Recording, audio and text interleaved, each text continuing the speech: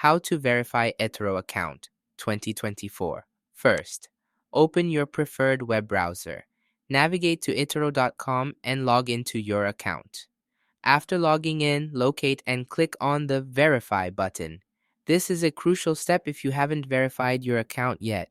Ensure you have the required personal information, including your full name, address, date of birth, and contact details. Make sure these details match your official ID or passport. Fill in your first name, middle name, if applicable, last name, gender, and birthday. Click Next to proceed. Select your country, place of birth, citizenship, and other relevant information, such as postal code and social security number. Complete the required fields and click Next to proceed.